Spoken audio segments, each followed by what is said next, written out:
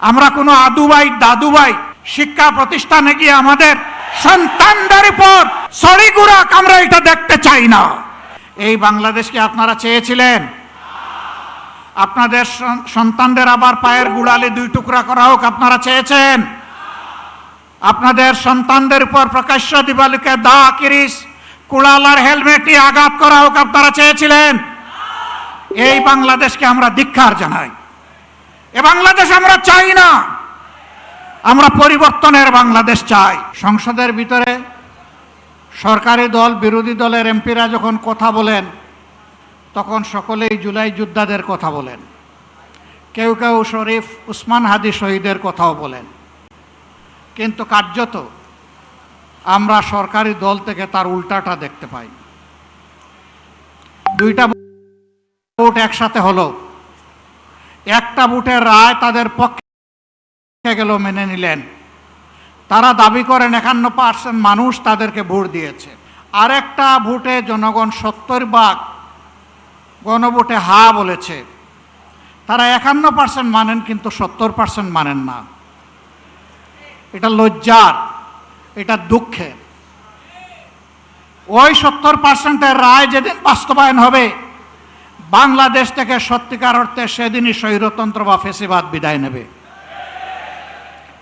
BNP প্রত্যেকটি বিষয়ে পতিত পালিয়ে যাওয়া ফ্যাসিবাদের রাস্তা ধরে হাঁটা শুরু করেছে। আমরা একসাথে মজলুম ছিলাম। বিনয়ের সাথে বলতে চাই, হাজার চেষ্টা করেন ওই আওয়ামী লীগ হতে পারবেন না, দুর্বল আওয়ামী লীগ হতে পারবেন।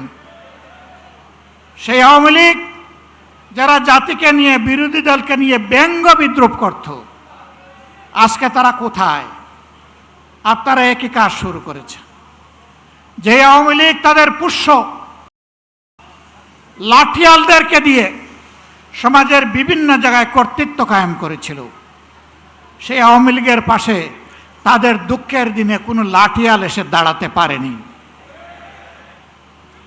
আফসোসের বিষয়, রাষ্ট্রের মৌলিক যে সমস্ত জায়গায় পরিবর্তন দরকার, সুশাসন কায়েমের জন্য, সত্যিকারের স্বাধীনতার স্বাদ জনগণকে দেওয়ার জন্য, প্রত্যেকটি বিষয়ে বিএনপি বিরোধিতা করে চলছে। এটি জাতির সাথে সুস্পষ্ট প্রতারণা।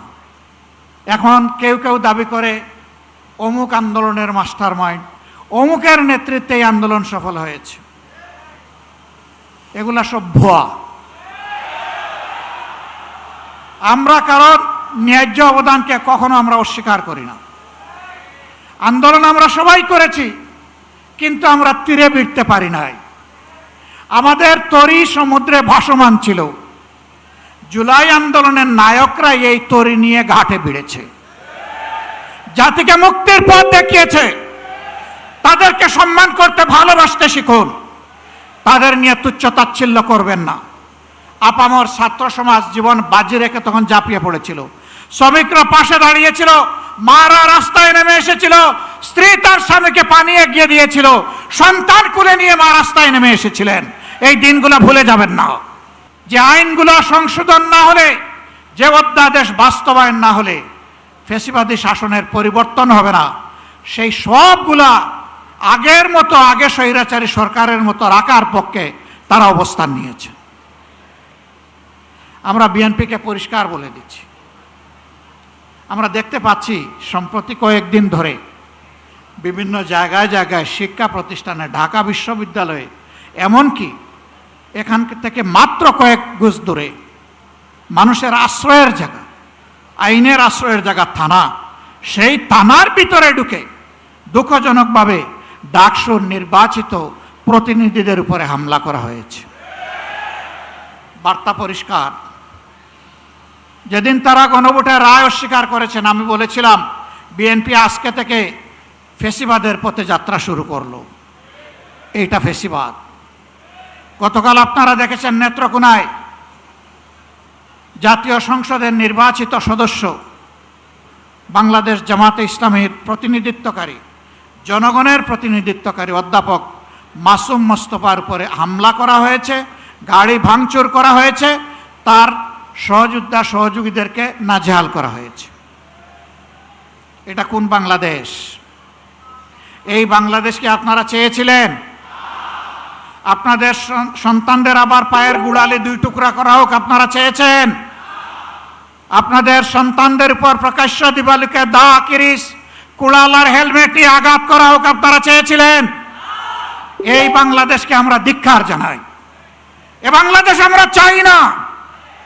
আমরা পরিবর্তনের বাংলাদেশ চাই, যেই বাংলাদেশে শিশু যখন ঘর থেকে বের হবে, কিশোর যখন বের হবে, যুবক যুবতীরা বের হবে, আমার মা বোনেরা বের হবে, তখন কারো বুক দরু দরু করে কাঁপবে না। তারা নিরাপত্তার সাথে বের হবে, কাজ শেষ করে আবার নিরাপত্তার সাথে করে ভিসবে। আমরা ওই বাংলাদেশ চাই। আমরা শিক্ষা প্রতিষ্ঠানে আমাদের সন্তানদের হাতে দা, কিরিশ, কুড়াল দেখতে চাই না। আমরা খাতা এবং কলম দেখতে চাই। আমরা কোনো আদুবাই দাদুবাই শিক্ষা প্রতিষ্ঠানে গিয়ে আমাদের সন্তানদের উপর সড়িগুড়া আমরা এটা দেখতে চাই না। এই সংস্কৃতি বন্ধ করতে হবে। যদি বন্ধ না করেন, মনে রাখবেন জুলাই শুধু 24 সালে ছিল না, জুলাই প্রত্যেক বৎসরে আছে। সে জুলাই আবার ফিরে আসবে ইনশাআল্লাহ, এবং তখন ফাইনালি ফেসিবাদের কবর রচনা হবে। শুভ বুদ্ধির উদয় হোক। জনগণের রায়ের প্রতি সম্মান দেখান। 70% মানুষের রায় মেনে নিন, গণভোটের রায় বাস্তবায়ন করুন। যদি না করেন, আমাদের লড়াই সংসদের ভিতরেও চলবে, খোলা ময়দানেও চলবে ইনশাআল্লাহ। এবং আল্লাহর পর ভরসা করে বলতে পারি, এই লড়াইয়ে জনগণের বিজয় হবে ইনশাআল্লাহ।